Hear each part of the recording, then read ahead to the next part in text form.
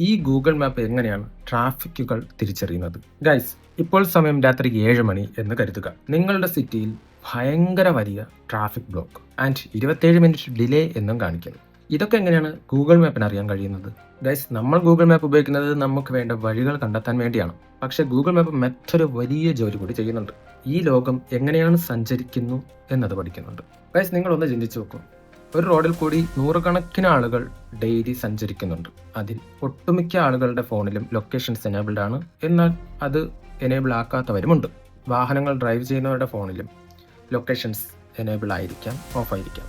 എന്നാൽ location service enabled ആയിട്ടുള്ള ഡിവൈസിൽ നിന്ന് ഒരു അനോണിമസ് മൂവ്മെന്റ് ഡേറ്റ ഉപയോഗിച്ച് ആ റോഡിൽ കൂടി പോകുന്ന വാഹനങ്ങളുടെ വേഗത മനസ്സിലാക്കാൻ അതിന് സാധിക്കുന്നു. വളരെ വേഗത്തിലാണോ, വളരെ സ്ലോയിലാണോ, അതോ നോർമൽ സ്പീഡാണോ എന്നുള്ള കാര്യങ്ങൾ അതിനറിയാൻ സാധിക്കും. സോ ഗൂഗിൾ പറയുന്നത് പോലെ ഒരു വ്യക്തിയെ മനസ്സിലാക്കാനല്ല ഇത് യൂസ് ചെയ്യുന്നത്. ട്രാഫിക് പാറ്റേൺ മനസ്സിലാക്കാൻ വേണ്ടിയാണ് ഈ ഡേറ്റാസ് യൂസ് ചെയ്യുന്നത്. ഉദാഹരണത്തിന്, റോഡിൽ കൂടി 50 കിലോമീറ്റർ സ്പീഡിൽ പോകുന്ന വാഹനങ്ങൾ അതേ സെയിം റോഡിൽ 10 കിലോമീറ്റർ സ്പീഡിൽ പോകുമ്പോൾ ഗൂഗിൾ മാപ്പ് എന്ത് ചിന്തിക്കും?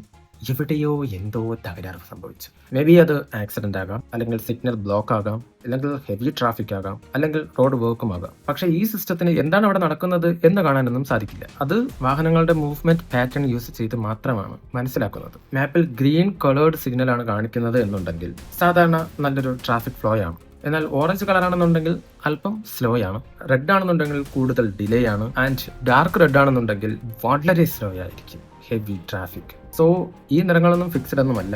അത് ജസ്റ്റ് ഒരു എസ്റ്റിമേറ്റ് കാണിക്കാനുള്ള ഒരു വിഷ്വലൈസ് റെപ്രസെന്റേഷൻ മാത്രമാണ്. പക്ഷേ ചില യൂസേഴ്സ് അവിടെ നടക്കുന്ന കാര്യങ്ങൾ, മേ ബി റോഡ് വർക്കുകളോ ട്രാഫിക്കുകളോ തുടങ്ങിയ കാര്യങ്ങൾ ഗൂഗിൾ മാപ്പിൽ തന്നെ റിപ്പോർട്ട് ചെയ്യാനുള്ള ഓപ്ഷൻസ് ഉണ്ട്. എന്നാൽ ഈ റിപ്പോർട്ടുകൾ മാത്രം ഉപയോഗിച്ചല്ല അത് നമുക്ക് ഓരോ കാര്യങ്ങൾ വിഷ്വലൈസ് ചെയ്യുന്നത്. അത് മറ്റ് ഒരുപാട് വിവരങ്ങളും കൂടെ ചേർത്ത് മാത്രമാണ് ഒരു എസ്റ്റിമേറ്റ് കാണിക്കുന്നത്. അതുകൊണ്ടാണ് ചില റിപ്പോർട്ടുകൾ പെട്ടെന്ന് തന്നെ ഡിസപ്പിയർ ആകുന്നത്. സോ നിങ്ങൾ മനസ്സിലാക്കേണ്ടത് ഇത്രമാത്രം: ഒരുപാട് സിഗ്നലുകൾ ചേർത്ത്, ഹിസ്റ്റോറിക് ട്രാഫിക് പാറ്റേൺസ് ചേർത്ത്, റോഡ് ഇൻഫർമേഷൻസ് എന്നിവയും എല്ലാം കൂടെ ഇൻക്ലൂഡ് ചെയ്ത്, അതുപോലെ തന്നെ ലൊക്കേഷൻ സർവീസ് എനേബിൾഡ് ആയിട്ടുള്ള യൂസേഴ്സിൽ നിന്ന് ലഭിക്കുന്ന അനോണിമസ് മൂവ്മെന്റ് ഡേറ്റ എല്ലാം കൂടി ചേർത്ത് AI തന്നെയാണ് ഒരു എസ്റ്റിമേറ്റ് തയ്യാറാക്കുന്നത്.